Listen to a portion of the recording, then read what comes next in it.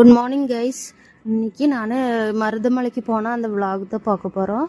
தைப்பூசத்துக்கு மறுநாள் நாங்கள் நடக்க தொடங்கிட்டோம். கரெக்டாக கணபதியிலேருந்து மருதமலை வர ஒரு கரெக்டாக 7 மணிக்கு வீட்டிலேருந்து இறங்கிட்டு ஏன்னா இந்த டைம் ரொம்ப கூட்டமாக இருந்துச்சு. கரெக்டாக அடிவாரத்துக்கிட்டு போகும்போது எங்களுக்கு சாப்பிட்டு டீயெல்லாம் குடிச்சு போகவே கொஞ்சம் லேட் ஆயிடுச்சு. ஏன்னா நிறைய பேர் எங்கள் கூட வந்தனால அவங்களுக்கெல்லாம் வெயிட் பண்ணி போகிறனவே 2 மணி ஆச்சு கீழேயே. பின்ன அப்படியே போக போக நல்ல கூட்டம், நிற்கக்கூட முடியல, அந்த மாதிரி செம்ம கூட்டமாக இருந்துச்சு.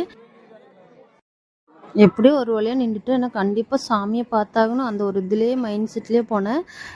கரெக்டாக விடிஞ்சிருச்சு. சன்ரைஸ் எல்லாம் பார்த்துட்டு அப்படியே நாங்கள் மேலே ஏறோம். ஆனால் கொஞ்சம் பேரை தான் விட்டாங்க, ரொம்ப ஆளுங்களையும் விட மாட்டேங்குது. ஏன்னா ஒரு 10-20 பேர் அந்த மாதிரி தான் விட்டாங்க. ரொம்ப இதாக இருந்துச்சு, கூட்டத்தில் நசுக்கி எடுத்துட்டாங்க எல்லோரும்.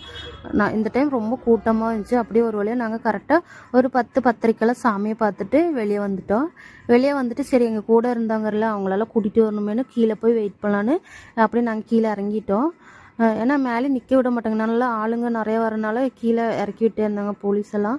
பின்ன அப்படியே கீழே அடிவாரத்துக்கு போயிடலான்னு அங்கே போய் வெயிட் பண்ணலான்னு கீழே கொஞ்சம் கீழே போயிட்டு அப்படியே வெயிட் பண்ணலான்னு வெயிட் பண்ண போயிட்டோம்.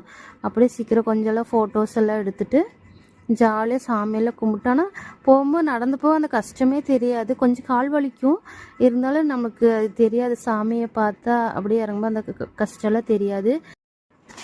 ஒரு வழியாக அப்படியே நாங்கள் கீழே நடந்து போயிட்டோம். கொஞ்சம் கால் சுட்டுருச்சு, ஏன்னா வெறுங்காலம் நடக்கிறனால கொஞ்சம் சுட்டுருச்சு. ஓகே, பரவாயில்ல.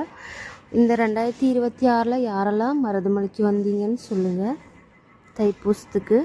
Okay, bye friends.